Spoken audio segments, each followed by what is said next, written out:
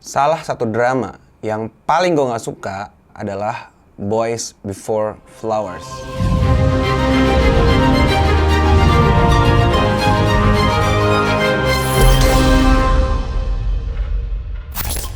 Annyeong Yohanas. Ini adalah segmen baru yang gue namain Flashback.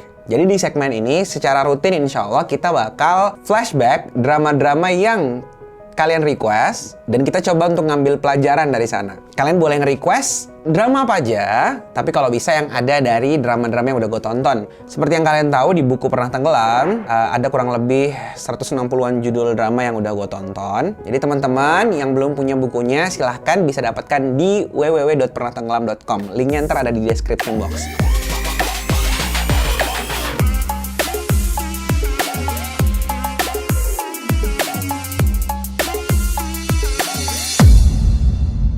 Dan melalui segmen ini, gue berharap gue kayak bisa berdamai dengan masa lalu. Jadi minimal setelah ini gue ngerasa ada yang bisa gue petik dan gue ambil dari apa-apa yang udah gue tonton. Karena jujur aja, sejauh ini sih gue ngerasa drama-drama yang gue lewatin, ya udah gitu aja. Gue belum pernah bener-bener ngerasa ngambil manfaat dari drama-drama yang udah gue tonton. Misalkan mungkin sebagian kalian ada yang jurusannya bahasa Korea. Ketika nonton drama, kan bisa langsung diambil tuh manfaatnya. Belajar bahasa Korea. Kalau gue kan studinya juga nggak ada urusannya sama Korea.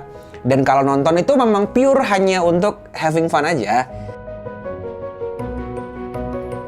Sebenarnya gue pengennya memulai dari drama-drama yang memang masih berkesan di hati, emang gue suka. Tapi pas gue baca kolom komentar, banyak banget yang, "Kak, Boys Before Flowers, Boys Over Flowers." Gue dulu nonton BBF atau Boys Before Flower itu sampai tamat sih emang. Tapi jujur nggak ada yang begitu berkesan sih. Dan bahkan kalau sekarang, apa yang lo inget dari BBF gitu? Yang gue inget cuman, ini kan review jujur ya, gue ngerasa dramanya tuh alay, lebay, anak-anak SMA lah gitu kan. Drama ini adalah salah satu drama yang diadaptasi dari komik Jepang yang judulnya Hanayori Dango. Karena nggak cuma drama ini aja yang diadaptasi dari komik itu, ada drama dari Taiwan yaitu Meteor Garden ya.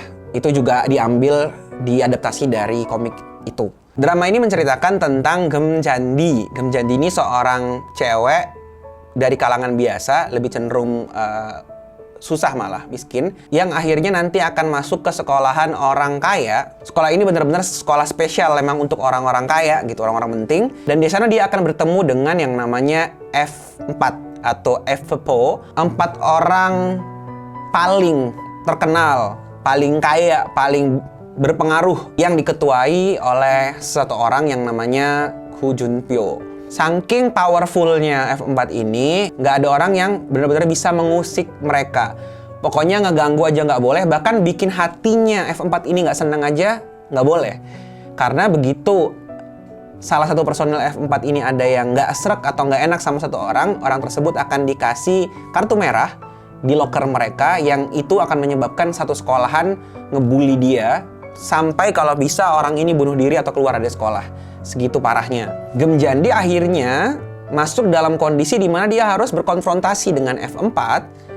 Tapi berbeda dengan orang-orang pada umumnya, Gem Jandi berhasil bertahan dari bulian-bulian kartu merah tadi. Dan ini malah membuat Gu Junpyo sebagai ketua dari F4 itu jatuh cinta kepada Gem Jandi. Selanjutnya adalah kisah-kisah cinta mereka sebenarnya. Kurang lebih kayak gitu. Drama ini dibuat tahun 2009 dan ditayangkan juga di tahun yang sama. Itu memenangkan Haeksang Award, 2 piala sekaligus. Salah satunya adalah Best New Actor. Siapa yang dapat? Tentu saja Lee Min Ho sebagai karakter utama Gu Junpyo di drama ini. KBS 꽃보다 남자의 이민호 축하드립니다. 네, 축하드립니다. Dari sinilah Lee Min Ho yang tadinya nggak ada yang kenal menjadi aktor paling terkenal di Korea di zamannya, bahkan mungkin sampai sekarang. Terbukti setelah main drama ini, drama-drama Lee Min Ho yang lainnya itu sukses besar. Misalkan Personal Taste, City Hunter, Faith, The Heirs, Legend of the Blue Sea, sampai Luwak White Coffee. Nggak, maksud gue The King of Eternal Monarch, ya itulah. The King of Eternal Monarch. Nah, sebelum nonton Boys Before Flowers ini, gue tuh udah dari lama banget, dari SD, itu udah ngebucin sama Meteor Garden. Jadi gue ngerasa mungkin bisa jadi kenapa gue nggak begitu berkesan sama Boys Before Flowers, karena secara nggak langsung saat nonton gue tuh udah ngebanding-bandingin gitu di kepala gue. Sebelumnya, kan di F4 versi Meteor Garden, itu tuh settingannya kampus, anak kuliahan. Dan itu tuh lebih realistis. Tomingse itu ke kampusnya kaos, ke kampus ya naik mobil gitu kan ya. Intinya tetap manusia biasa, orang kaya yang bisa kita temuin di beberapa tempat gitu. Lu ke mall ketemu orang kaya, ya begitulah tampilannya kurang lebih sih Tomingse. Di BBF, mereka tuh pakaiannya bener-bener ekstra untuk anak SMA. Gu Junpyo tuh pakai bulu-bulu gitu, shawl bulu-bulu. Bahkan Gu Junpyo ke sekolah naik helikopter. Gila kata gue, ini anak SMA kacau. Ini dramanya yang lebay apa emang gue yang miskin gitu. Yang paling khas dari drama adaptasi dari komiknya ini adalah adegan bullyingnya kan. Itu kan adegan yang pasti ada di semua film-film atau drama adaptasinya. Nah, ketika ini terjadi di Meteor Garden, gue relate aja gitu kan. Maksudnya ini tuh kampus. Kalau teman-teman ke kampus, buat yang udah kuliah pasti tahu banget kan. Kita tuh kan nginput mata kuliah kan kadang ada yang sehari itu cuman satu mata kuliah, sisanya kita nongkrong di kantin, main, olahraga, nongkrong di mall. Pokoknya nggak kayak anak sekolahan gitu kan. Terus dosen tuh juga nggak berkeliaran di mana-mana. Mereka tuh benar-benar datang ke kantor ngambil kunci, buka kelas, ngajar, taruh lagi kalau nggak ada jam pulang. Jadi benar-benar kita bisa melihat aktivitas mahasiswa di luar kelas itu banyak banget nongkrong di mana-mana. Sehingga ketika ada adegan bullying, itu tuh gue masih relate gitu. Bahkan kalau bullyingnya sampai pukul-pukulan, sampai parah-parahan, itu tuh masih relate karena anak kuliahan. Kan nggak mungkin mereka anak kuliahan bully-buliannya mukul-mukul begini kan nggak mungkin ya. Pasti kan tonjok-tonjokan sampai berdarah-darah gitu. Nah, ketika nonton BBF, ini kan SMA.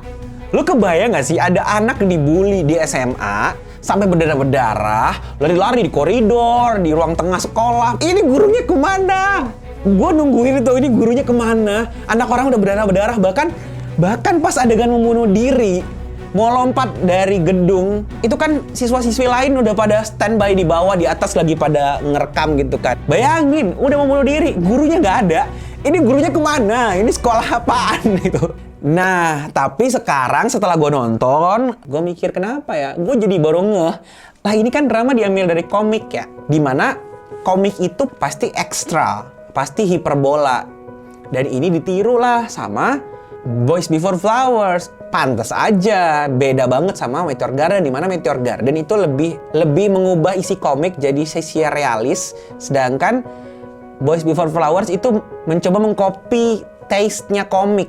Misalkan F4 kalau masuk sekolah gitu kan ya, masuk ke pintu sekolah gitu, gerbang sekolah itu bercahaya gitu, kayak ada cahaya yang angelic light gitu. Sedangkan kalau di Meteor Garden itu cuman sebatas apa orang bilangnya siluet. Jadi cahaya tuh real gitu, cahayanya backlight karena matahari. Gitu sih, gue jadi ngerasa oh iya emang ini tuh sengaja konsepnya emang begitu, konsepnya emang dibikin lebay gitu. Anyway, pelajaran apa yang bisa kita ambil? Gue udah berusaha mencari kayak semacam hikmah gitu ya dari konten dramanya, filmnya. Nggak tahu, kayak susah aja. Gue ngerasa drama-drama tipikal begini yang tadi gue bilang Cinderella style, di mana ada cowok ganteng, tampan, kaya raya, kayak pangeran berkuda putih, dan satunya lagi ada cewek yang miskin banget, yang akhirnya hidupnya berubah karena mereka jatuh cinta. Itu tuh bener-bener drama hiburan aja.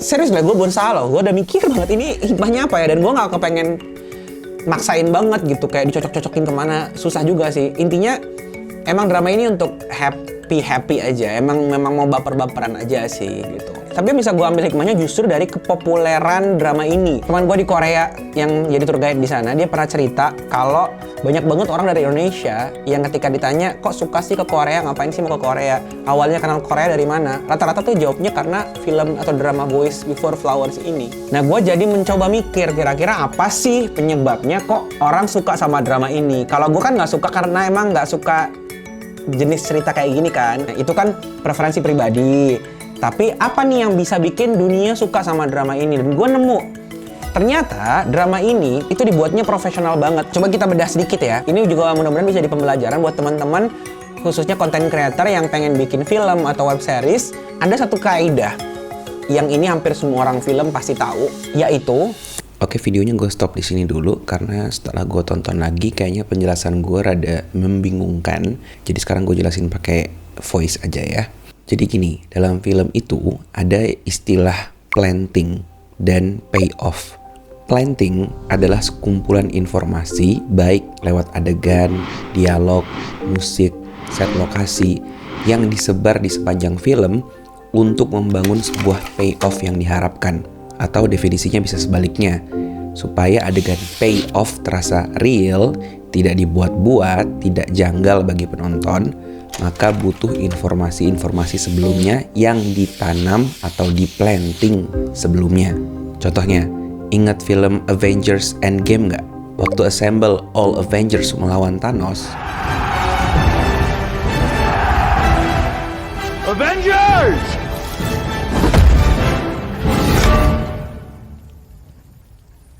Assemble.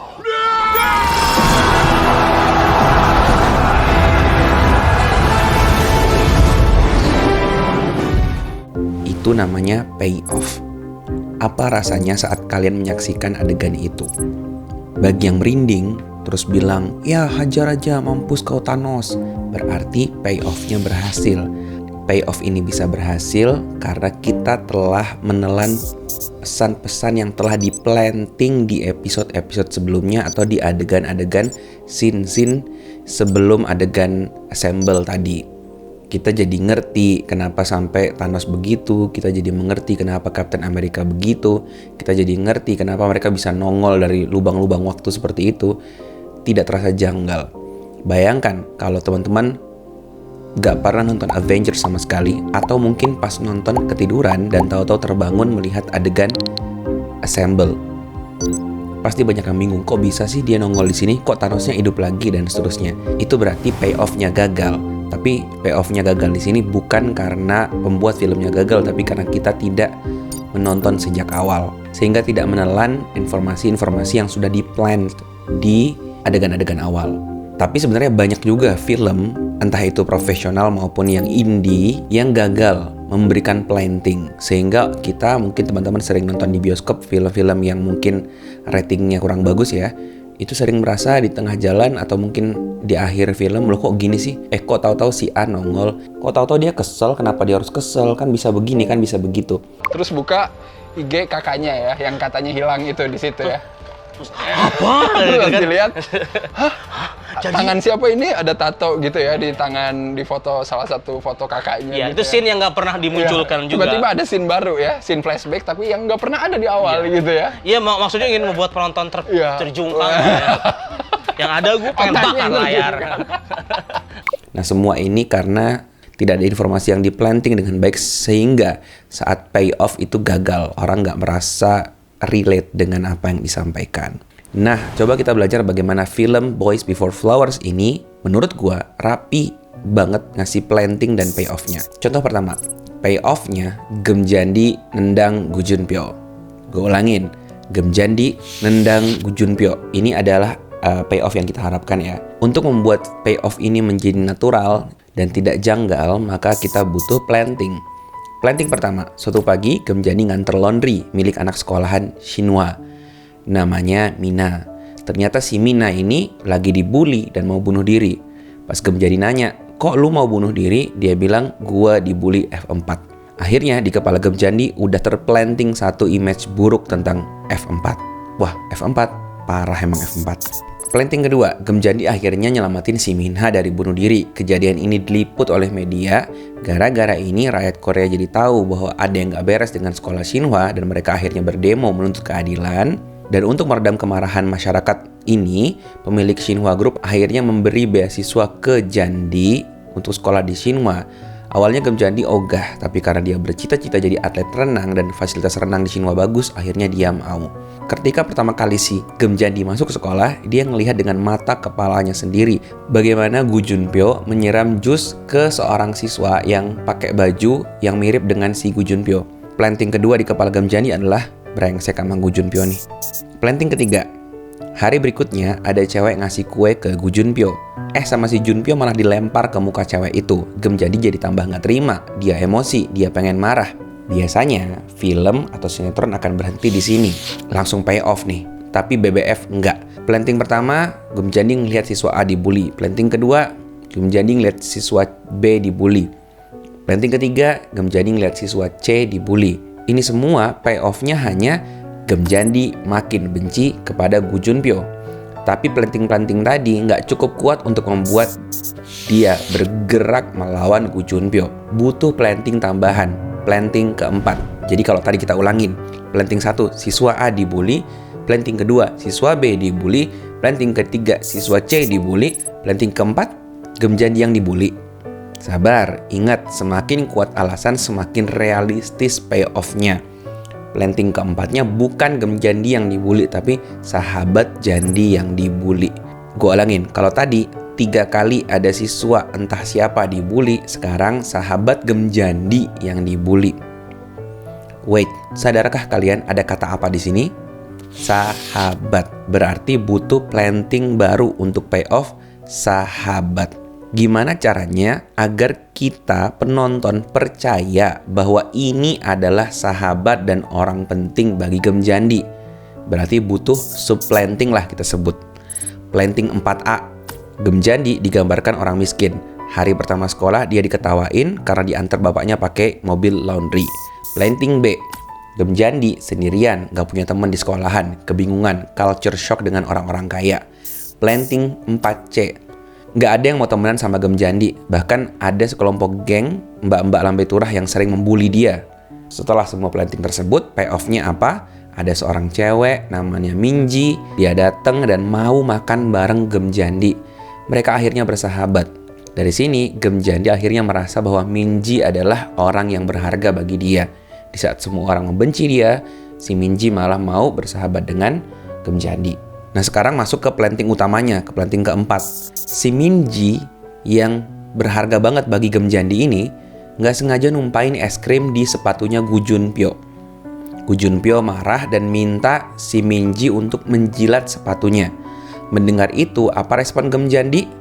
Sudahlah punya kebencian mendalam sama Gu Junpyo, sekarang justru sahabatnya sendiri yang disuruh ngejilat sepatu Gu Junpyo. Gemjandi akhirnya emosi dan melempar es krim itu ke mukanya Gu Junpyo.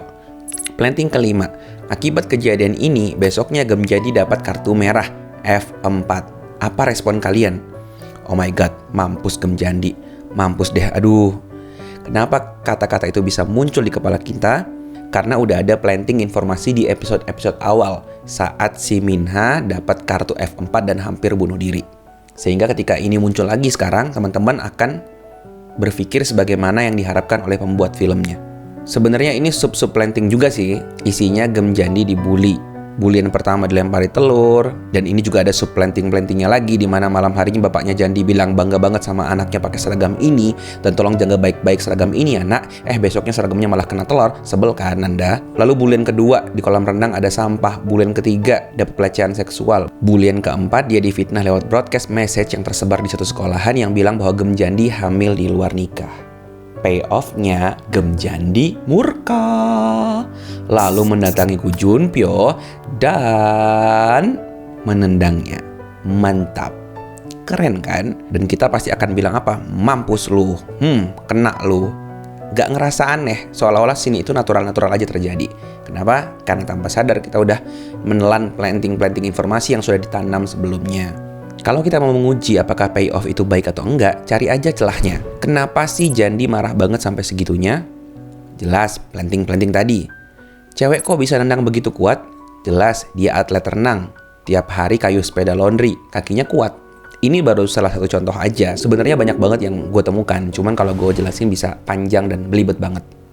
Oke, back to video. Jadi kalau teman-teman nanti mau bikin serial, series, ataupun film, ini salah satu pembelajaran yang bisa kita ambil. Terakhir yang bisa gue share, gue pernah baca komen ada orang yang bilang begini, tenang aja, gue tuh nonton drama, gue tahu kok mana yang baik, mana yang buruk, gue bisa ngambil baiknya, buang buruknya, gue nggak akan terpengaruh, nggak akan kebawa sama dramanya, gue udah cukup dewasa untuk menentukan mana yang baik, mana yang buruk buat hidup gue. Sekilas ini jawaban yang bijak, tapi setelah kemarin gue nonton lagi Boys Before Flower, gue ngerasa minimal diri gue sendiri itu nggak mungkin terjadi. Dimana gue nggak terpengaruh sama tontonan. Bayangin ya, gue nggak suka Lee Min Ho, gue nggak suka drama genre school, dan lebih spesifik lagi, gue nggak suka Boys Before Flower. Tapi 11 tahun setelah gue nonton drama ini dan gue nonton lagi kemarin, gue bahkan bisa menebak beberapa dialog, beberapa adegan sebelum adegan itu dimulai. Artinya, bahkan untuk ukuran drama yang gue nggak suka, gue tuh masih inget, padahal cuma sekali loh nontonnya. Jadi ini membuktikan bahwa apapun yang terekam di mata kita, apapun yang terekam di telinga kita, masuk ke otak, itu udah pasti kesimpan, ke-save. Ibarat pesan WhatsApp, ada pesan media masuk, teman-teman klik media tersebut, terdownload, itu udah pasti kesimpan. Baik itu pesannya atau videonya, atau gambarnya, gambar yang bagus, video yang bagus, atau mungkin gambar yang nggak senonoh, gambar yang jelek, dan nggak bermanfaat. Sama-sama kesimpan. Begitu diklik, pasti tersimpan. Sama, teman-teman ngelihat sesuatu, itu pasti kerekam di memori. Ngedengar sesuatu, pasti kerekam di memori. Dan itu tersimpan. Bedanya, di WhatsApp kita bisa hapus. Tapi di memori nggak, 11 tahun loh gue nggak pernah nonton lagi. Dan gue nggak suka. Ternyata masih keinget. Dan parahnya lagi, untuk ukuran drama yang gue nggak suka, dengan pemeran yang gue nggak suka, dengan cerita yang gue nggak suka, gue nonton nggak sadar, bukan nggak sadar sih, dengan sadar gue nonton 3 episode. Kemarin gue niatnya cuma 1 episode, tapi nonton nyaman banget.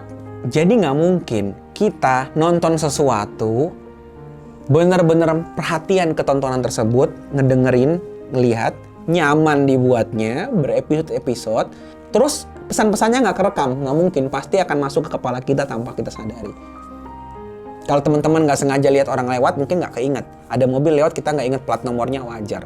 Karena itu hanya sepintas. Dan ini nggak kayak kata Mbak Momo Geisha, lumpuhkanlah ingatanku jika itu tentang dia. Pilihannya cuma 2. Kita akan ingat ini selamanya, atau kita sekalian hilang semuanya. Gila.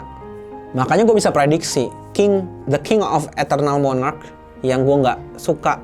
Gue liat posternya juga nggak menarik, teasernya nggak menarik. Menurut gue yakin kalau gue nonton, gue pasti tamat juga nontonnya.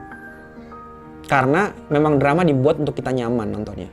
Dan pasti gue saat nonton juga akan ingat drama itu selamanya.